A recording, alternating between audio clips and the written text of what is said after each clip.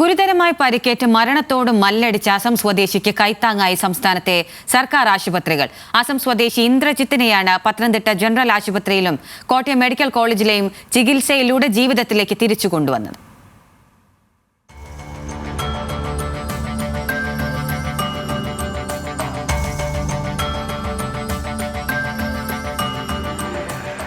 തലയ്ക്ക് ഗുരുതരമായി പരിക്കേറ്റ് മരണത്തോട് മല്ലടിച്ച് വഴിയരികിൽ കിടന്ന അസം സ്വദേശി ഇന്ദ്രജിത്തിനെ നാട്ടുകാരാണ് പത്തനംതിട്ട ജനറൽ ആശുപത്രിയിൽ എത്തിച്ചത്.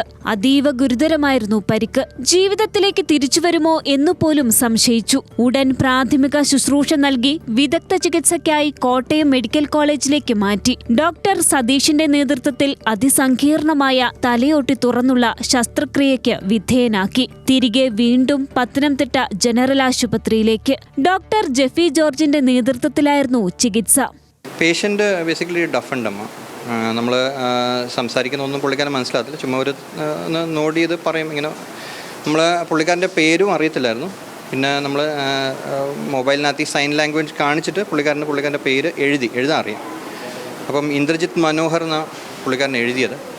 അത് ഗൂഗിൾ ട്രാൻസ്ലേറ്റർ ഇട്ടപ്പോഴത്തേക്ക് അത് അങ്ങനെ പുള്ളിക്കാരൻ്റെ ലാംഗ്വേജിലാണ് എഴുതിയത്. അത് ഗൂഗിൾ ട്രാൻസ്ലേറ്റർ ഇട്ടപ്പം പേരും മനസ്സിലായി. അഡ്രസ്സിൻ്റെ കാര്യവും നമ്മൾ ചോദിച്ചു, ആധാർ എന്തെങ്കിലും ഉണ്ടോ, അതും സൈൻ ലാംഗ്വേജ് ചോദിച്ചു. പക്ഷേ അത് പുള്ളിക്കാരന് അറിയത്തില്ല എന്ന് പറഞ്ഞു. പേഷ്യൻ്റ് വന്നതിനെക്കാട്ടി നല്ലതായിട്ട് ഇമ്പ്രൂവ് ചെയ്തിട്ടുണ്ട്. സ്വന്തമായിട്ട് കാര്യങ്ങളൊക്കെ ചെയ്യും. ഏറെ പരിശ്രമത്തിനൊടുവിലാണ് കേൾവിശക്തിയും സംസാരശേഷിയും ഇല്ലാത്ത ഇന്ദ്രജിത്തിന്റെ പേരും സ്ഥലവും ആശുപത്രി അധികൃതർ മനസ്സിലാക്കിയത്. പരിചയക്കാരെ കണ്ടെത്താൻ പരമാവധി ശ്രമിച്ചു. പക്ഷേ നടന്നില്ല. ഒടുക്കം ഇന്ദ്രജിത്തിന്റെ പുനരധിവാസവും ആശുപത്രി അധികൃതർ തന്നെ ഉറപ്പാക്കി. അതെ, പേര് മാത്രമേ എഴുതാറിയതുള്ളൂ. അതാ നമ്മൾ പ്രതീക്ഷിക്കുന്നത്. നമ്മൾ കുറേ പ്രാവശ്യം ചോദിച്ചു. പക്ഷേ മുമ്പത്തേക്കാട്ടി നല്ലതായിട്ട് ഇമ്പ്രൂവ് ചെയ്തിട്ടുണ്ട്. സ്വന്തമായിട്ട് കാര്യം ചെയ്യും. ഇപ്പം തന്നെ നടന്നു തന്നെ എല്ലാം വരുന്നുണ്ട്. അപ്പം ബേസിക്കലി ടോട്ടലി ഡിപ്പെൻഡൻറ്റ് പേഷ്യൻ്റ് അല്ല. പേഷ്യൻ്റ് റീഹാബിലിറ്റേറ്റ് ചെയ്താൽ എനിക്ക് ഒന്ന് സ്വന്തം നാട്ടിൽ തന്നെ തിരിച്ചു പോകാൻ പറ്റും. ആരെന്നോ എന്തെന്നോ പോലും അറിയാത്ത തന്നെ ജീവിതത്തിലേക്ക് തിരികെ കൊണ്ടുവന്നവർക്ക് ഹൃദയം കൊണ്ട് നന്ദി പറയുകയാണ് ഇന്ദ്രജിത്ത്.